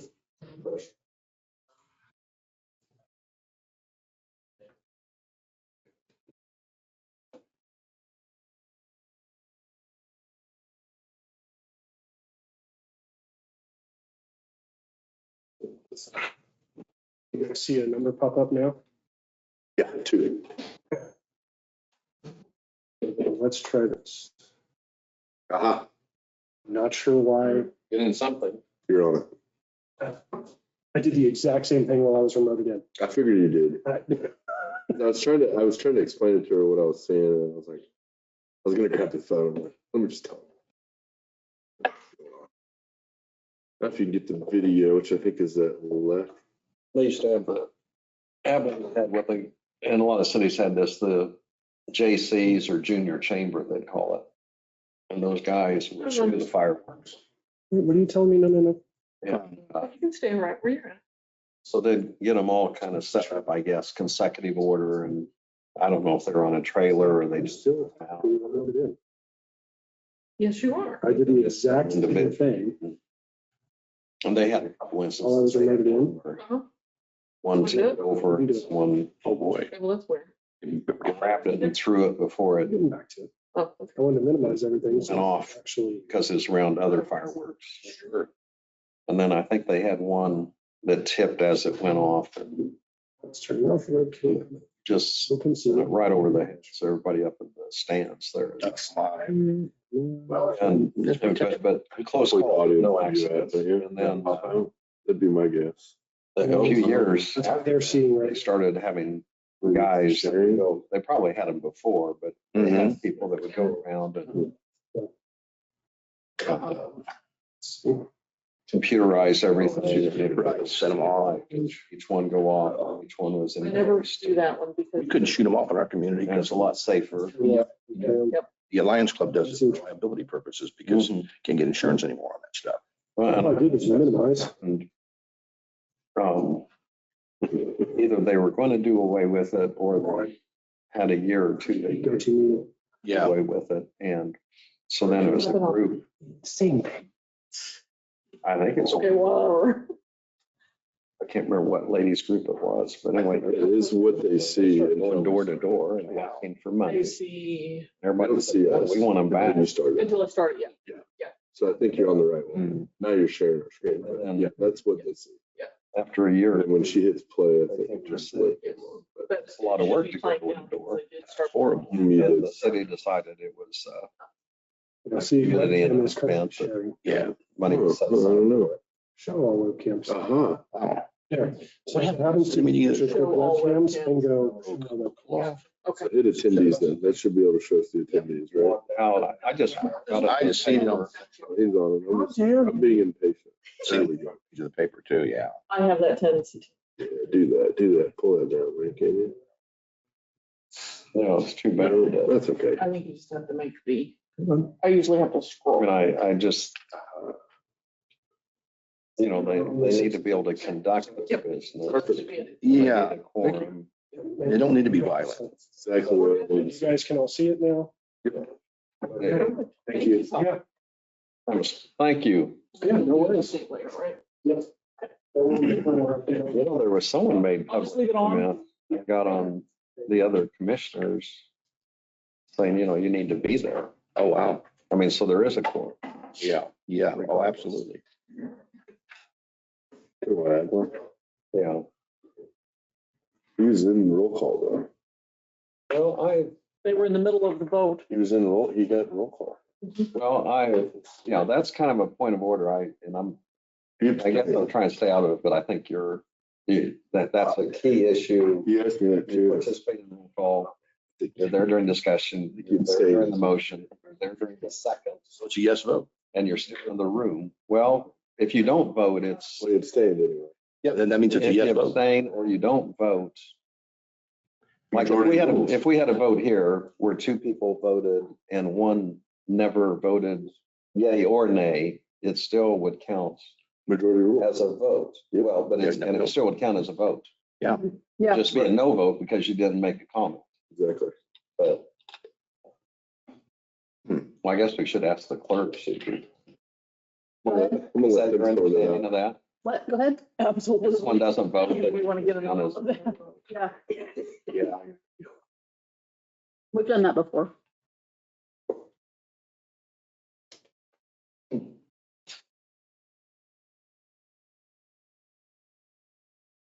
Yeah. Well, I guess that's theirs to deal with. And their attorney was there. That's not what it was. Another county or something. That was a good meeting the other night at the Greyhound Hall of Fame. Yeah. Jennifer was there. Yeah, I just seen you earlier that day. What do you want? Right? Huh? Pat Proctor came and saw you, I think. Yes, he did. Not that same day, but he's been here. I'm on his website now. It's lovely. Picture of it.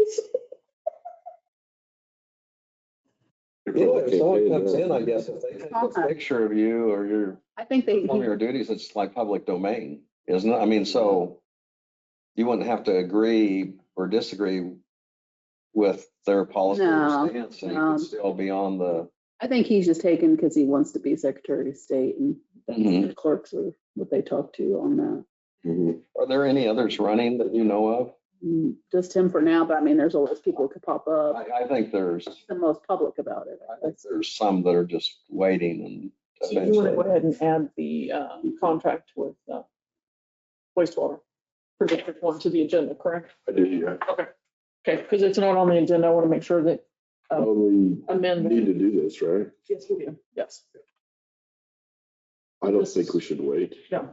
I know Dan personally. I like Dan. Yes, and we had a good meeting with him, and I'm confident that he's going to take. He's a good man, And so. he's familiar with town. Yeah, if he understands what he's getting into or what it involves, He's a solid. then he probably has. He does, yeah. I mean, he already has the knowledge. He does, yeah. He Like I was, said, I think he's done Solomon's for oh, almost 20 years. 20 years, I'd say, yeah.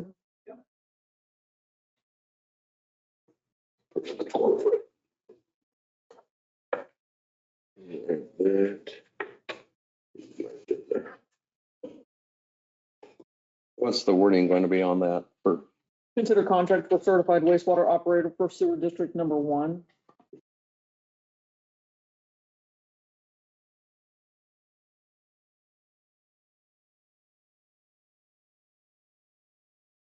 Contract for an operator.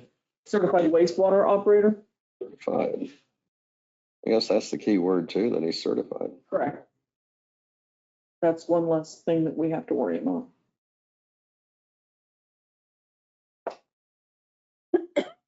Certified what, sewer operator? Wastewater. Oh, sorry. Save me time later when they're talking. Yes.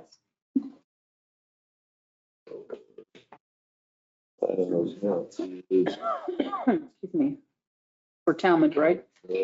For sewer district number 1, which is town. Oh. Because that's how we have it classified as sewer district. And it's, I'm gonna put this in the signing sheet then. Yeah. All right. Perfect, thank you. So Jennifer, my dad's first cousin was Secretary of State at Kansas Oh, yeah? about a few years back. So there was a Paul Shanahan. And then he passed away and his wife Elwell was Secretary of State. Oh, really? And then Jack Breyer was in her, he was the deputy. And so when she stepped aside, Governor Bennett was the governor. And so he called her in to visit with her because actually the governor would make the appointments. Oh, yeah. And so anyway, they were in agreement that Jack Breyer should be Secretary of State, and then he was appointed, and then he ran for election and later be the Secretary of State. And then his deputy was Governor or Bill Graves. Oh, wow. And so then Bill Graves became Secretary of State, and then when he ran for governor, his deputy was Ron Thornburg. So a lot of times, the experience gathered by someone within the Secretary of State's office is what kind of leads them to step up to the next Yeah, I don't think, level. And now Proctor, he's what heads a committee chair for. he's election chairman. Yeah. Yeah. So I think that's what his interest is in it, but He's got a military background as well. It was in 20 years, maybe? I don't remember. I remember. area. Mhm. I looked at his, Brian Caskey right now is kind of like the right-hand man for Scott Schwab. Okay. I don't think he wants to do any further. He's involved in a lot of stuff like nationwide and stuff. Mm-hmm. Brian's His been there wife for, is sick. yeah, and he's been there for a good number of years. Yeah, he is. He's really good. I don't think he has any interest to take on more though. Mm-hmm. So he takes on a lot.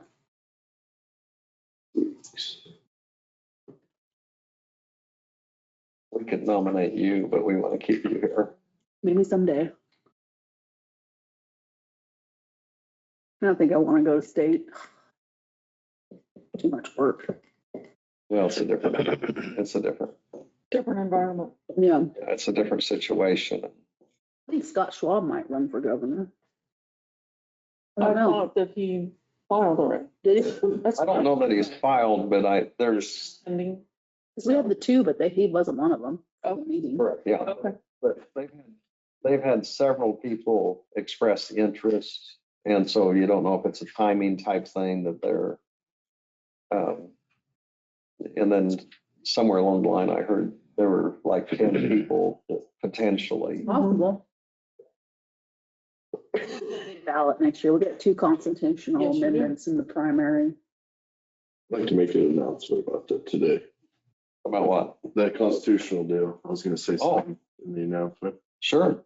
I think people ought to know about that. Are you ready to start the meeting? Oh, yeah, probably ought to, huh? Cause meeting to order, if we'd all rise for the flag salute.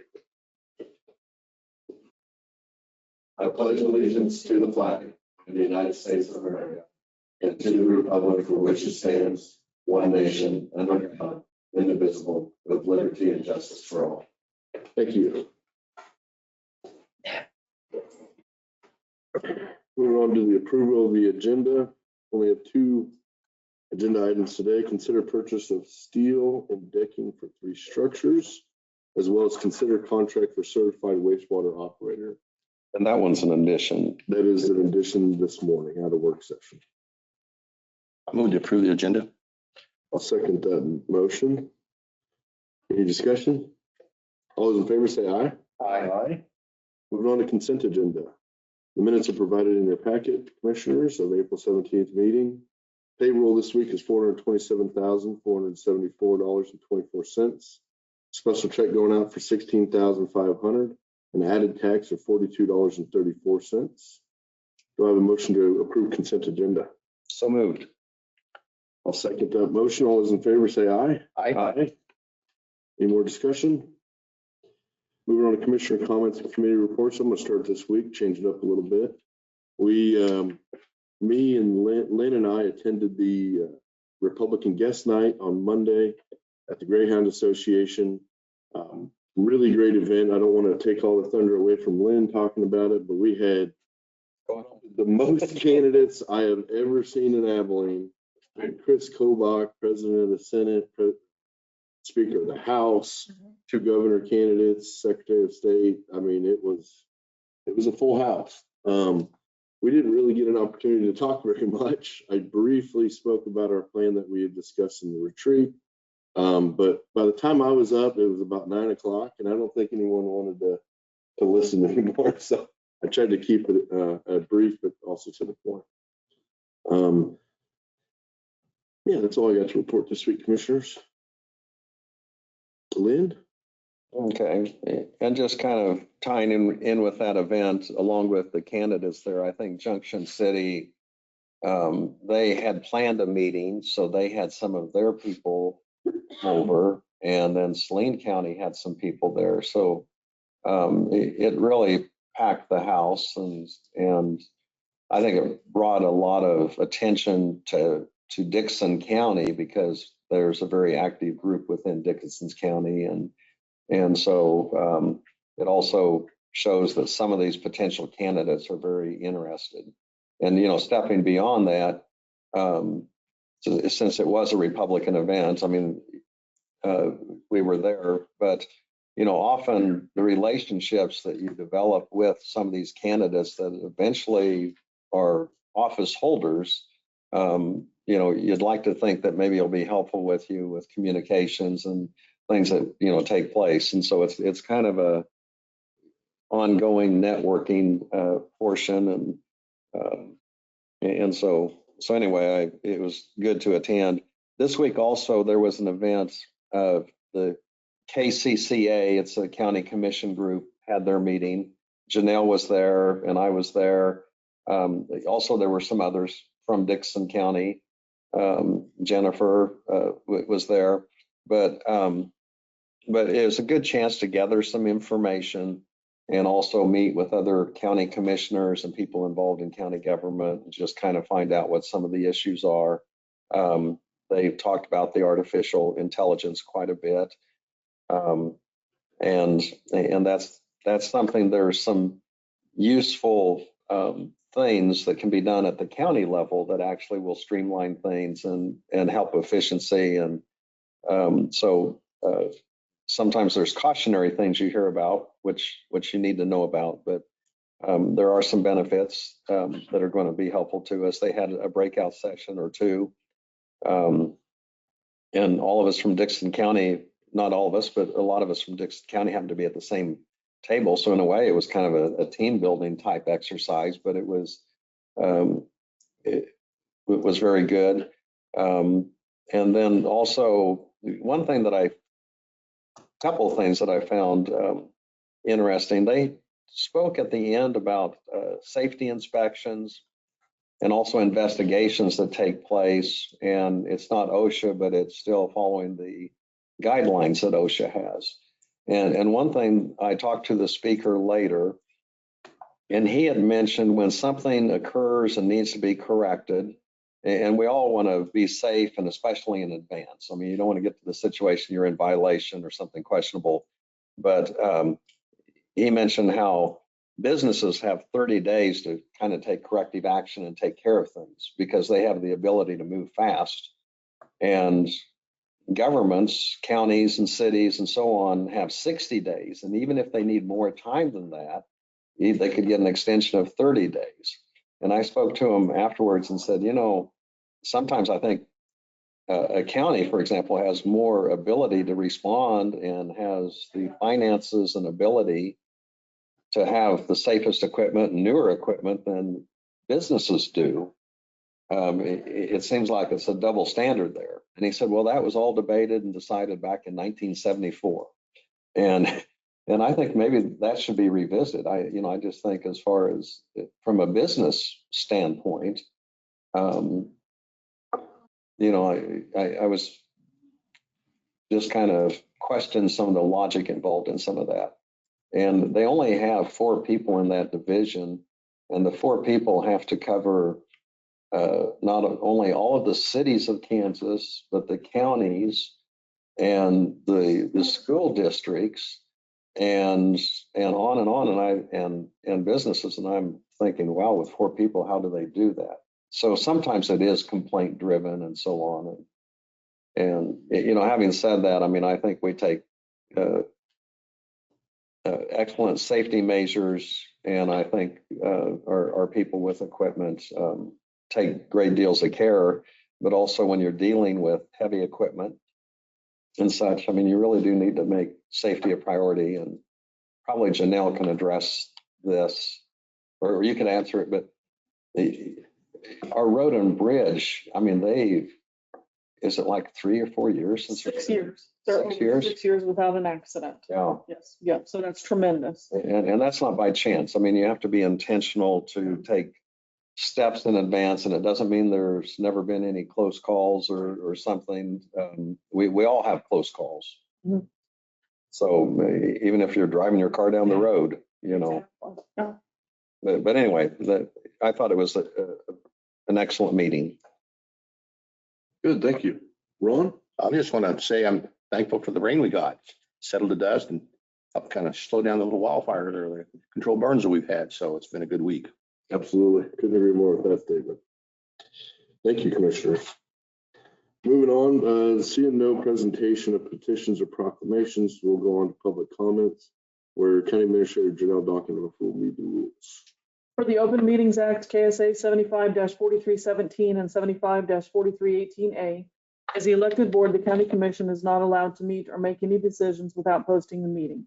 They are only allowed to act on items on the agenda which they set. During their regular meeting, the county commission may allow for public comments on items not listed on the approved agenda. It is at the discretion of the county commission if they allow comments on agenda items. If you wish to provide comments, please come forward to the podium and state your name and address. If you are online, raise your hand and we will unmute you. Please state your name and address.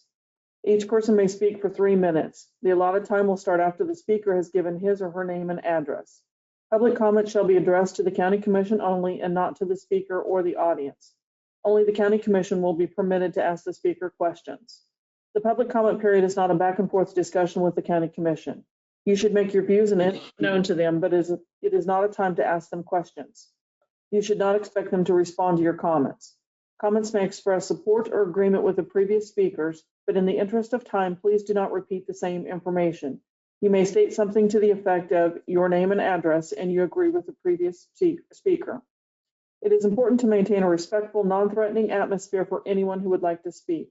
Please do not engage in such actions as cheering, booing, clapping, insults, threats, etc.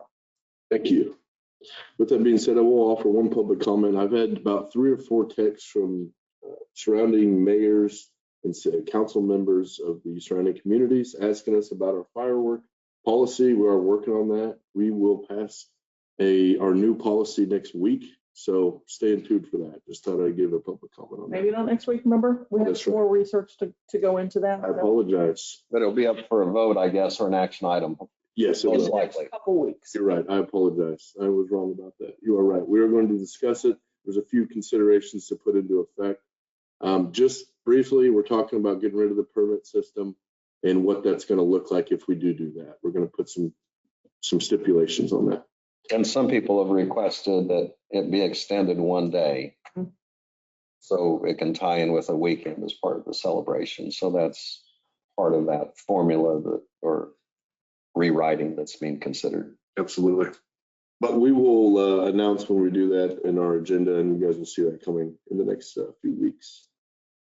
Any other public comments, commissioners? All right, we'll go ahead and move on. Anybody else? I didn't see anybody either. Let's go ahead and move on to reports by county officers. We'll start with County Administrator General Dockendorf. Commissioners, our Planning and Zoning Director is attending the CAPTRO, which is the Kansas Association of County Planning and Zoning Officers Conference. It's actually in Manhattan. That's also some hours that he will use for certification. The Eisenhower Real Marathon, quick, when is that? that's today and tomorrow. Okay, thank you. The Eisenhower Marathon went off without a hitch, according to dispatch and our Public Works Department. Martin had Shiloh put together the numbers, and it was $5,700 on our side for that. Side note, I spoke briefly with Tony Geiger, who's on the board of Community Foundation, and I asked them, bring it to their board about how we should handle that marathon next year. Nice. I thought Community Foundation was a good spot to try to get them some help on reorganizing that marathon and maybe changing the route. Right. And maybe they could administer the marathon was kind of where I was going. Perfect. I think a lot of it is just the roads and making sure the barricades are up and the safety and security for that. So 100%. I think that makes a lot of sense, actually. So And it's a pretty big event Mhm. in Abilene, so probably that discussion needs to include CBB. I'd agree. True. I happened to visit with someone and they were really excited about it coming up because they had a couple of their grandkids coming back just to participate in that. And Oh, wow. you know, it's kind of a nice event where it draws people in, but also kind of keeps the connections open that people have. Without a doubt. And I don't want to lose it. So Right. want to help whoever needs to get involved to continue the marathon. The county's here to try to help you walk you through that and see where we can Right. go with it. I can reach out to Lorelei and Overlease and let her know. Perfect. Okay. Thank you. The other things that are going on are Human Resources Department, Human Resource Coordinator is working with the website software to update the application process. So it makes it easier for any applicants applying online, which we certainly want them to do that. The Public Works Department is installing tubes on Indy Road north of Highway 4. And they are also installing the tank on the new spray truck. They sprayed 4 noxious weeds. They've got several of the townships in the northern part of the county sprayed, weather permitting. So not windy, and the rain obviously has impacted that. And they have also been hauling gravel for the chip seal, and they've hauled 2,000 tons. We're looking at probably another 1,000 ton that we're looking at. So that's all I would have unless you have any questions for me. Certainly address them as they came. Commissioners? Very well. Moving on to County Councilor Doug Thompson, if you have a report. Thank you. Thank you. Tomorrow, we're moving forward with the tax sale, and this would be the foreclosure portion of it, or answers to the petitions that have been filed. And we have 25 parcels of real estate that are subject to being sold because taxes are not paid on them. And tomorrow at 9 o'clock, I have a hearing for those 25 parcels of real estate. And then we'll move forward from there. And as soon as we can get that tax sale taken care of here, then I'll move forward to the next year because I want to get 2 in this year. One that we're doing now and one that we can get in by the end of the year and to get caught back up. And so that's what we're looking at. But there's 25 parcels and hopefully these individuals who want to keep their land and their homes and whatever property they have and for that purpose, that they can get their taxes paid so that they don't go up on the tax sale. Where will that hearing be at, Doug? I'm sorry, Where is that hearing going to be at? it'll be upstairs at the courtroom 2 Okay. at 9 o'clock. Just in case folks wanted to come, I wanted to make sure we said it. And then the tax sale, walk me through that. I guess I'm a bit unfamiliar with tax sales and how that actually happens. Well, what would happen is that, let's assume that somebody does not pay their past due taxes. Well, then it goes up for sale and it's open to the public. Okay. And so the ones that we've had that in the past, like when this courthouse had opened before, we were completely packed with people that came in to buy or to see how much they would bring to see if it was an option. And if you had the property and you didn't get caught up on your taxes, you can't come in that day and say, okay, I'm going to pay. Too late. It's too late. By the time that sale gets ready to take place, everything else has been taken care of. You've either paid the money, and you got your property, it's not at risk, or the other situation is that you're unable to pay the taxes, and so they would be sold. That's what will happen there. When is the last chance they have to, if it's on that list for the hearing, when's the kind of last chance they have to take care of We're things? probably looking at a date in, probably in around that 20th of May would be about the last date. Now, that's not I can't guarantee that one would be that date, but it would be pretty close to that. So that would be a Tuesday, So so they need to have their plan in place if they want to get caught up on taxes Yeah. and do that here in the next Yeah. less than a month, actually. So And the problem for some people that, they say, well, I'll get around to it. And then it goes to the next year and the next year and the costs are significant. So. these are a few years of Several taxes. years, yeah. Pardon? These are a few years of taxes they haven't paid.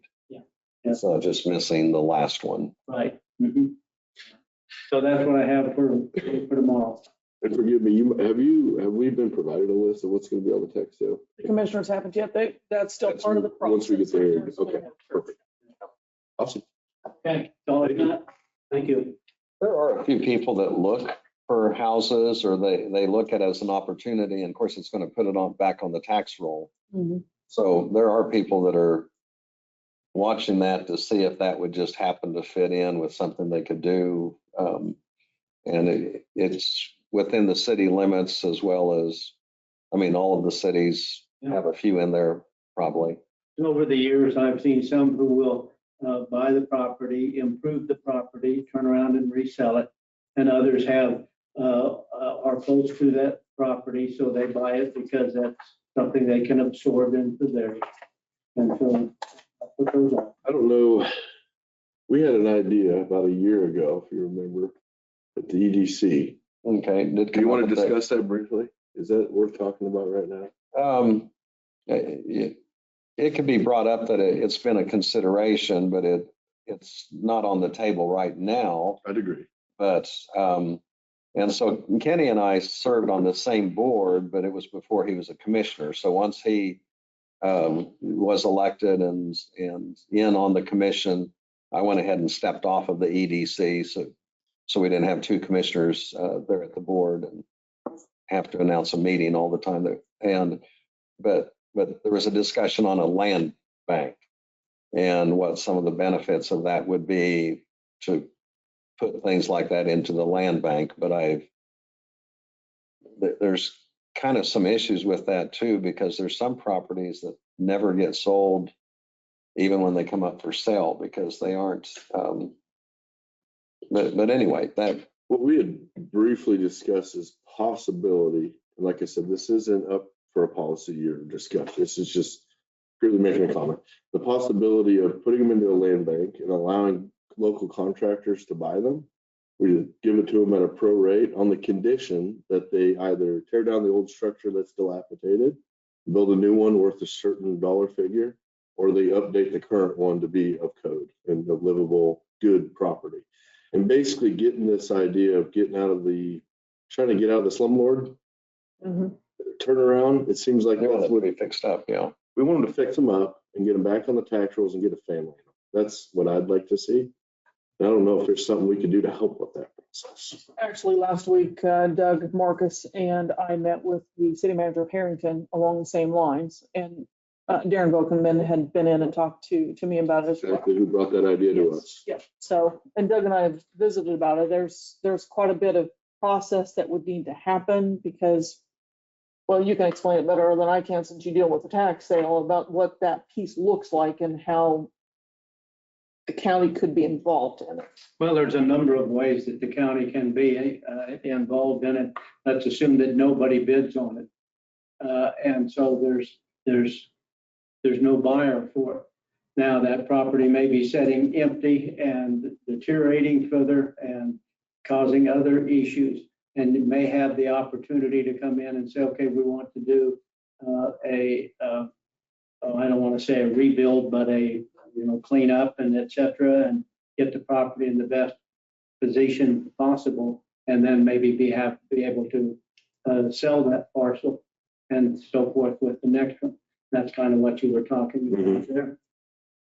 I'd love for us to continue that conversation and see if we could come up with possibility of a program. I mean, if it gets that property back into the tax roll and a family in it, that makes I think it'd make everyone happy.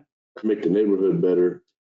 The positives are a lot. And sometimes that happens with this process, but sometimes it just depends on the property. And then it used to be a lot of properties didn't have the setbacks like what they have now for building and so on. So I think there's been a few occasions where someone would buy a property and then when they had not done their homework beforehand, and then they'd find out they couldn't do anything with the property, or they just didn't want to have this little triangle that they have to mow and maintain, and it's no value to them afterwards. So, That's the downside. If the property turns back over to the county, then we're responsible for maintaining it and taking care of it, And that's tearing a building. really where I'm going with that conversation. How can we get it out Right.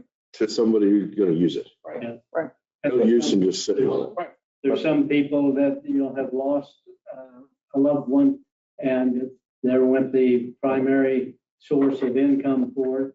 And now they've fallen into this sort of a situation, or there's some other problems that have prevented them from being able to get in the posture that they want to be in. And so I hope that all of those who want to keep their land have the opportunity to do so. And we've done that. So come tomorrow, I will see if they paying them, great. If they're not, then we'll have to absorb and move forward from there. one thing I think will be helpful on this discussion too is once this takes place, we'll know how much money came in. And then also we'll know who the buyers of those properties are, and we can kind of take a view what happened to them afterwards. And then there will be some that there'll be no one bid. That's true. And that happens on quite a few of them, doesn't it? It does. Yeah, and that's the bank. That's where I would want to start a discussion of a land bank at that point. Yeah. And can we, is there's another program? Right. to Get rid of these. But of course, what we do not want to do is that the county bids against those people who are trying to buy the real estate. Yeah, I agree. I think we got to allow this first process to take Yes, it place. would be after, if there's no I would agree. buyer No for it, buyers. then we have options. I think legally that would be the most sound way to go about it too. So that's You would be okay with that. tomorrow. That won't be the sale, but that's going to be the next step in that process. So we have a plan to keep just. Yes. Okay. All right. All right. Thank you, Doug. Thank you. Alrighty, moving on to notices of communications. We do not have any. No introduction or consideration of resolutions, no unfinished business. We do have 2 items in other business. The first of that is to consider the purchase of steel and decking for 3 structures. I believe this was already previously talked about last week, and now we are just approving what we talked about last week. I'm not going to go too in detail here. You guys have it, the packet provided with you. I believe the total amount. You have 2 separate, Yeah, that's what I thought. I was trying to find the total here. so on the back page of the summary sheet, the very top sheet that you have there. Is that the total? Yeah, so the structural steel from Odin is at 71,692.41. And that's for the 3 structures. Then we got 3 of these. Yeah, you Looks had like we have 3 from Husker, each at 25,960.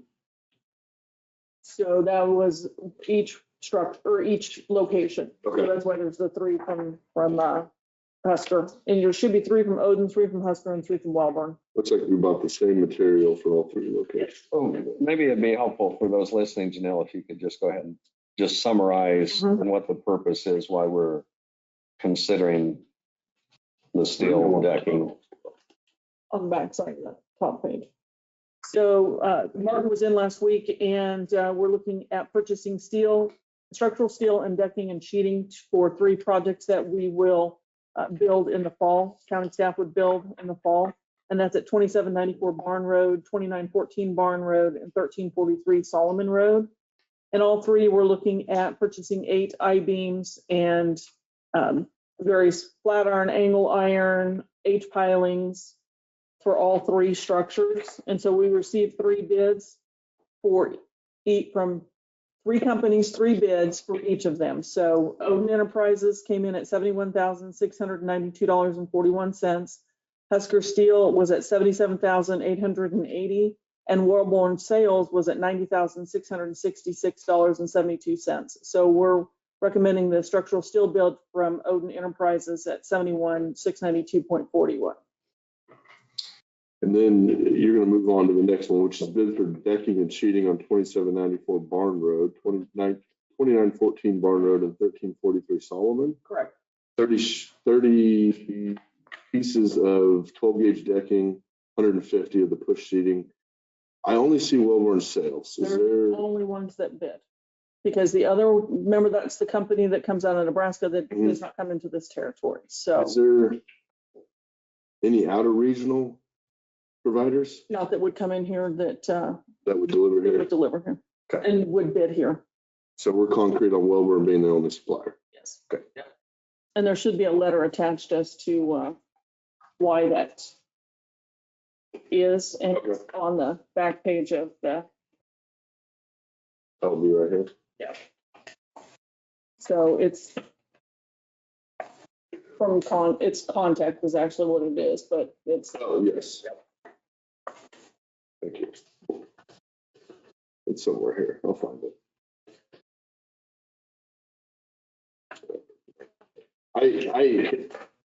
I actually called Wellborn myself when I first took office. I saw this on the original deck sheeting we were quoting. And I said, can you quote this? I tried to act like I wasn't with the county, and I found out the same information. If anyone's curious, they are the only ones that offer decking, and that's just the way it is. So with that being considered, staff is recommending that we accept the Odin Enterprises for the first 3 bids at $71,692.41. The second bid is for the other 3 locations at $64,590.50. So around $135,000 if I'm doing $145,000 as a total. I would call for a motion. Do you want them on the same motion? It's okay, or do we need to? I think you should separate them out since it's. You want to separate them? I think so. I'll cover that first one that we accept the bid from Odin Enterprises. That was $71,692.41. Second it. Any more discussion? All those in favor say aye. Aye. Opposed, same size. Bid is allowed. Then I will entertain a motion for the bids on decking and sheeting for 2794 Barn Road, 2914 Barn Road, and 1343 Solomon Road in the amount of $64,590.50. Also move. I'll second. Any more discussion? All those in favor say aye. Aye. Bid accepted. We have that on our side. Well, you can just sign that. That one will work, yep.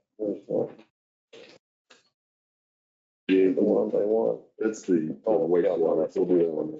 Yep, I got that one. Okay, next order of business is the consideration or consider a contract for certified wastewater operator in Detroit No, Talmadge Township, not township. Wastewater contract or certified wastewater operator for Talmadge. That's how I should have worded that. sewer district number 1. Thank you. The operator has been identified as Dan Britt. Dan Britt is already an operator, a certified operator. He has certification. In addition to that, I believe we were just talking about that. I think he's been working for Solomon, the city of Solomon, 20 plus years, or at least 20 years. So very capable, very to do this job.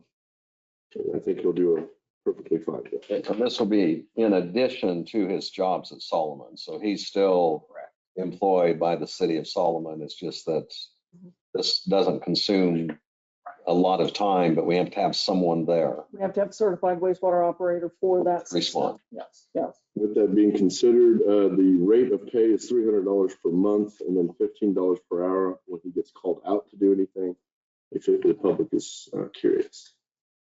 With that being said, I will entertain a motion for the contract for certified wastewater operator. I'd move that we offer that contract to Dan Britt, or certified operator, sewer district 1. I'll second. Oh, give it to Ron. Any more discussion? Good. All those in favor say aye. Aye. Congratulations, Dan. Good work. Before we adjourn, do you want to mention some of the things that John Holcomb was in here earlier, just so people You go ahead. Is there anything to sign? Yeah, we have things to sign too, I guess. It's just John Holcomb was in, and he gives us his report, and it's the 2024 annual report. Anyone that wants to access this, I mean, but great information. And he talked about some of the professional development that's taken place and the individuals that they have moved up within the system. Also the coverage that he offers the county. They have great statistics as far as what type of calls they have and what they do and where they go. And a lot of people utilize because it's an emergency services, and sometimes there's emergencies and accidents and hospitalization and various things. And so we're really have a top-notch director, but also I think a great job that all of them do there. I mean, Janelle, you probably have more pertinent information or a little bit if you want to add some to that. I'm not trying to. I think you did a fine job. Like you said, we have outstanding staff there that take a lot of pride in their job, not only in the EMS department, but in the health department. And I do want to give a shout out to Danny Hernandez, who has passed his paramedic exam. So we're waiting for the state to certify that. And then Bryson Winters received his advanced EMT. So that's the next level from the EMT and then advanced EMT. So very, very pleased with the hard work that our staff does put in both EMS and health department. We had a significant number of vaccinations that were done in 2024, 1,469, and we have 261 WIC clients, which I'll just let everyone know, just as a reminder, if you are an RN, we do have an open position there at the health department, or an LPN would work as well and move in. So for that position. So if anybody's interested, please contact John or myself or go online and fill out an application. Thank you. Any more discussion on that, commissioners? Please so. I'll motion to adjourn. Second. All in favor, say aye. Aye. We are adjourned.